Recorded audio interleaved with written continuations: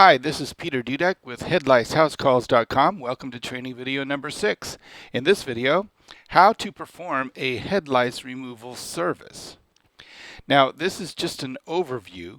You're going to develop your own routine details over time.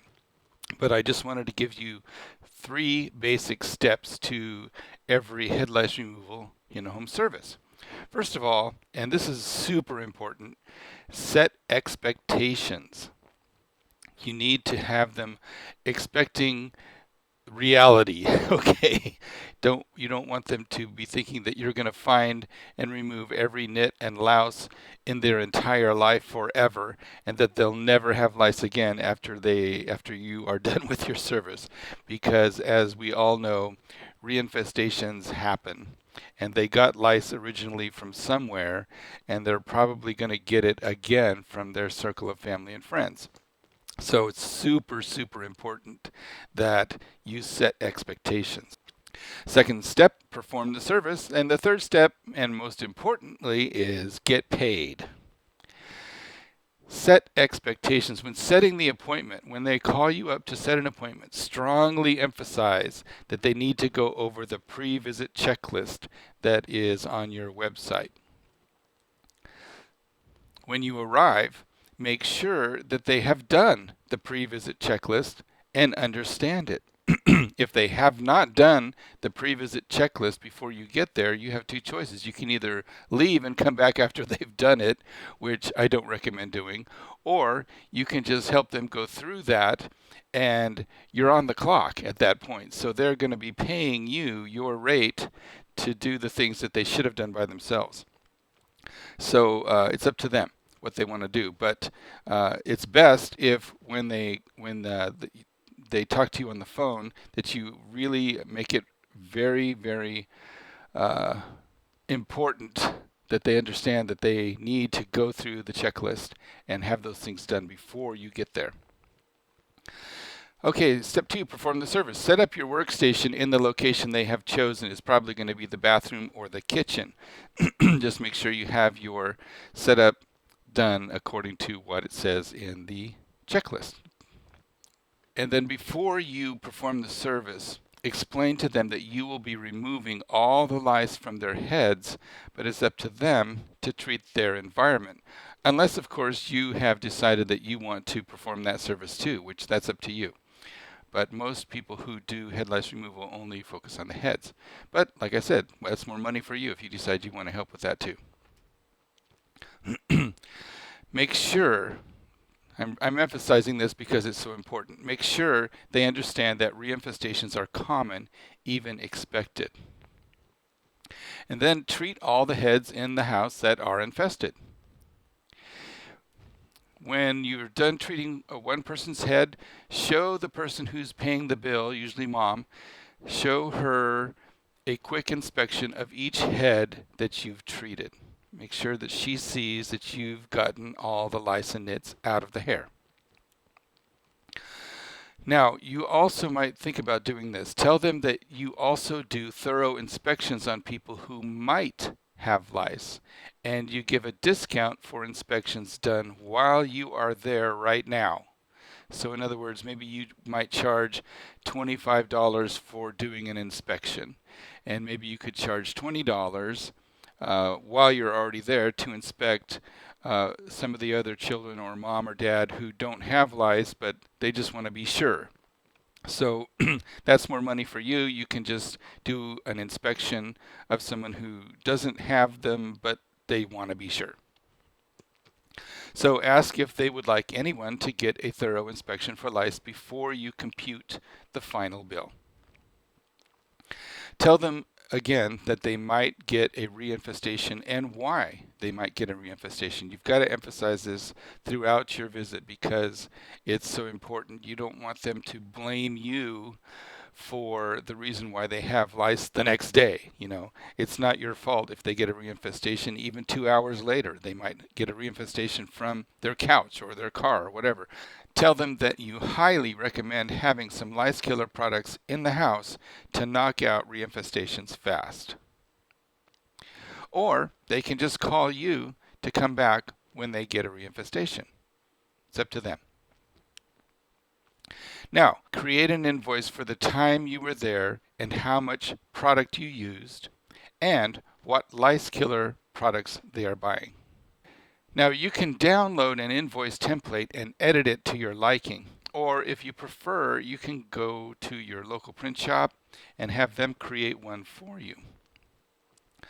But if you would like to do it yourself, I'm going to show you how to download an invoice template and edit it real quickly. So let's go to my internet, and here is a template I found. You'll find others, but I just found this one, and I'll put a link to this below the video. But do a Google search, you'll find all kinds of free templates for stuff.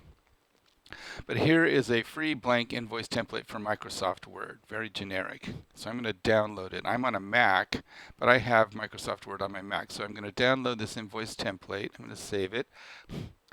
And then there it is right there. So I'm going to go to my Finder, my browser, or not my browser, my Finder on the Mac. And here it is right here, my invoice template. So I'm going to open it up. So here I am in Microsoft Word on my Mac.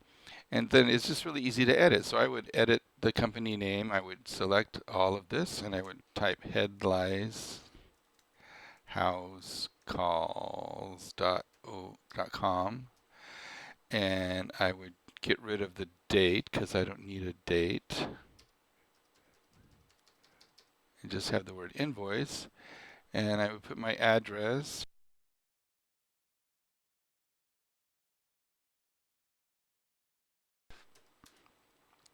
Any town, TOWN, state. Anyway, you get the idea.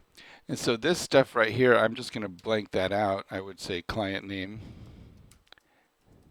and leave that blank. And then balance due upon receipt, I would leave this. I'm going to just delete that. And item description, quantity, all this stuff is good. I'm going to use this. See where it says use this space for comments to your client. I'm just going to delete that. Text. I'm going to delete these numbers because I'm going to fill them in when I write it out at the house. Now this right here, it seems like it's hard to get to, but it's just the footer. Okay, so if you double click it, you'll get into edit it, and I just delete that. Another way to get there is you can go up to view, header and footer, and then it shows you this area down here when you can just delete all that stuff in the footer. Now I have a blank generic template that I can use, and so what I would do is I would just print it. Well, I'd save it, and I'm going to save it as, well, it saved it as invoice template. I would do a save as, and it's going to give me a dialog box here, and I would say HeadLiceHouseCalls template. And I would save it in the right folder and save it. And then I would just print out a few to take with me, or I would send this file over to the print shop and let them print it for me, whatever. So that's how you download and edit a template to make an invoice. Super easy. You can probably do a better job than I did right now. If you want to insert a logo or any kind of graphic art, you can do that. It's very simple to do, and but if you feel more comfortable having a print shop do it for you, they can do it quick for you, and it shouldn't be too expensive. Okay, so that's how to download and edit an invoice template. So the final thing is, you say it's this many dollars for today, hand them the invoice, and then ask them, do you want to use MasterCard or Visa? And then don't say anything else. Do not open your mouth until they hand you their card and you scan their card and get paid. After that's all done, then you can do whatever you want. But once you hand them the invoice and you tell them the amount of the invoice and you ask them the question, do you want to use MasterCard or Visa? At that point, your job is to not say another word. That's going to be hard for some people. A lot of us who are in this kind of business are very caring. Otherwise, we wouldn't be doing this in the first place. Our natural instinct is to say, "Oh, I can give you a discount, maybe if that would be helpful." Don't do that. Tell them the amount. Ask them, "Do you want to use MasterCard or Visa?" And then be quiet. Okay? You'll thank me if you do that. Okay, so those are the 3 basic steps for doing an appointment. We'll get into more details in further videos, but I just wanted to give you an overview. So, that all being said, it is joke time. You ready for a joke? I'm ready for a joke. Here we go. What do you call a fake noodle? An impasta. Oh, love kid jokes. See you in the next video. Bye-bye.